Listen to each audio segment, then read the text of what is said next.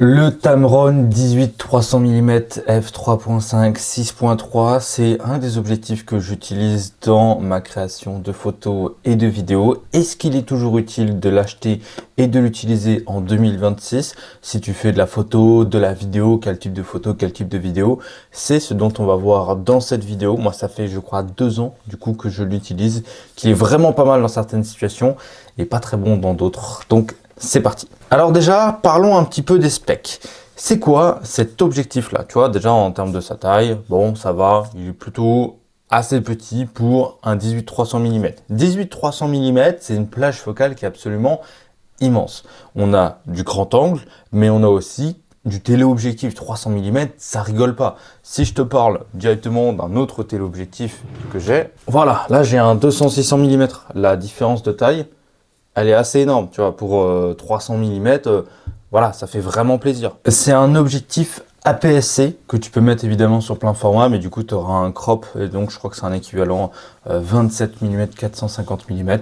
Donc voilà, ça fait encore plus on va dire de gros zoom. Je crois pour les montures, c'est du monture, on a pour Sony, Canon et Nikon. Donc moi je l'ai pour du coup Sony, mais ça change quasiment rien finalement. Donc voilà un peu pour le spec principal. En termes de poids, alors je sais plus, peut-être 500 grammes, un truc comme ça. Donc oui, ça fait un petit peu lourd, mais pour tout ce que tu peux faire avec, et quand tu as des objectifs, voilà, par exemple un 18-50 mm G Master de chez Sony, ça pèse le même poids. Donc c'est juste que moi je suis habitué à des objectifs très très légers, comme le 18-105 mm f4 de chez Sony, il est beaucoup plus léger, mais voilà, on n'a pas ce 300 mm qui évidemment augmente son poids. Alors, ce qu'il fait très bien, cet objectif-là, c'est qu'avec cette optique-là, on peut faire tout type de plan. Avec vraiment la focale, on peut faire du grand angle, du paysage, on peut faire du portrait du coup de 30 à 70 mm. On peut commencer à aller taper dans l'animalier à 100 mm ou faire de la photo d'architecture, ce que tu veux. Et 300 mm, bon voilà, tu peux faire un petit peu tout ce que tu veux avec du 300 mm, de l'animalier sans problème. Ce qui est cool, c'est que t'as pas besoin de changer à chaque fois d'objectif, de focale différente dans ton projet. Je connais beaucoup de vidéastes qui fonctionnent avec limite 2 appareils photo pour du coup changer rapidement d'optique et tout, alors que là, ça se fait tout directement depuis la même optique. Et ça, je trouve que c'est un énorme avantage comparé à changer l'objectif, machin et tout. Moi, j'aime pas ça. C'est hyper pratique d'avoir tout dans la même optique. Moi, je veux la simplicité et quand je voyage, par exemple, je prends juste l'appareil photo, l'objectif, et je m'arrête là, tu vois, je fais pas plus, je me prends pas plus la tête que ça. Beaucoup cherchent tout ce qui est autofocus, stabilité, etc. L'autofocus, il y a absolument pas de problème sur cet objectif, vraiment pas de problème d'autofocus, hein. Ça, les vraiment purés, si on regardait des avis, etc. Mais j'ai déjà fait de l'animalier, j'ai déjà fait du sportif avec, il y a absolument aucun problème. Pour ce qui est de la stabilité, là, c'est là où on va arriver dans les limites du 18-300 mm de chez Tamron.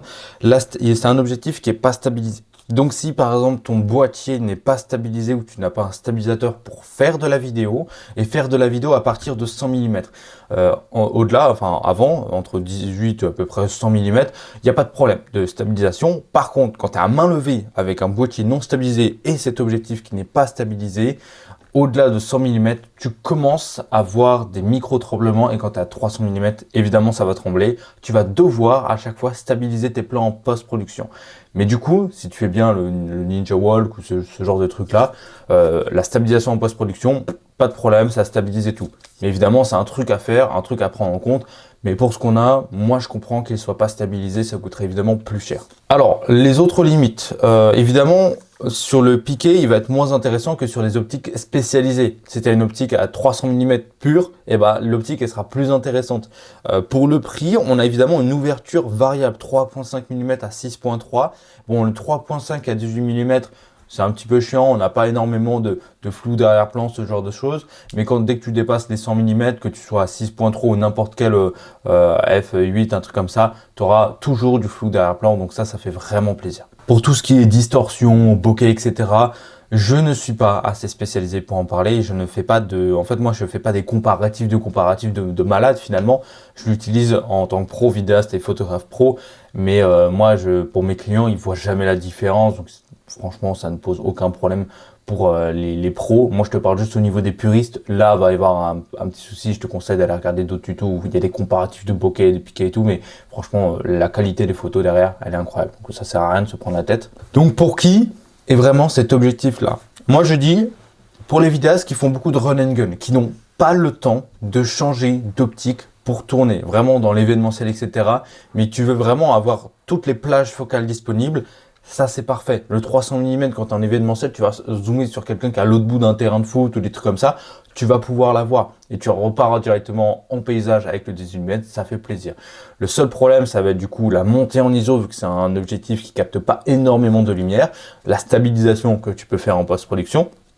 Mais si par exemple tu as un boîtier comme le nouveau A6700 qui vient de sortir, qui est stabilisé, qui monte très bien dans les ISO, ça fait parfaitement l'affaire. Ça peut aussi être utile pour tout ce qui est vidéaste, etc. Les vlogueurs, pas forcément, parce que 300 mm, vous n'allez pas en avoir besoin et surtout il est assez lourd quand tu le portes comme ça à main levée et tout. Ça commence à faire un petit peu lourd. C'est pour ça que moi j'oriente plus vers le 18-105 mm f4 ou limite vers la toute petite optique, la 16-55 mm de chez Sony, l'objectif qui est un petit peu tout pourri. Mais voilà, j'oriente là-dessus parce que c'est plus simple, plus léger que ce truc-là. À bout de bras, oui, ça commence à faire un petit peu lourd. Alors, il y a des alternatives. On a par exemple, pour les zooms spécialisés, on a le 16-55 mm f2.8. Le 70-200 f2.8, évidemment, ça c'est un objectif qui est très très connu, mais évidemment on démarre à 70 mm, on s'arrête seulement à 200 mm, et on n'a pas vraiment toutes les optiques possibles, et on a le 200-600 mm que j'ai évoqué juste avant, ou le 150-600 mm aussi qui existe chez Sigma et Tamron, qui eux aussi sont intéressants, mais c'est uniquement du coup du téléobjectif directement, alors que là on peut vraiment tout faire avec, et c'est pour ça que je trouve vraiment intéressant de par sa polyvalence. Donc voilà, si tu es intéressé par l'achat de cet objectif-là, bah, tu as le lien dans la description, c'est le lien qui te mène directement sur Amazon. Si par contre tu as des questions par rapport à cet objectif et tout, n'hésite pas à me la poser dans les commentaires, je serais ravi d'y répondre parce que ça va vraiment pouvoir t'aider. Donc voilà pour cette vidéo, abonne-toi à la chaîne et tu as le lien dans la description si tu souhaites l'acheter, c'est un lien affilié, ça soutient la chaîne et toi tu payes pas plus cher. Et puis voilà, moi je te fais de gros bisous, à très vite.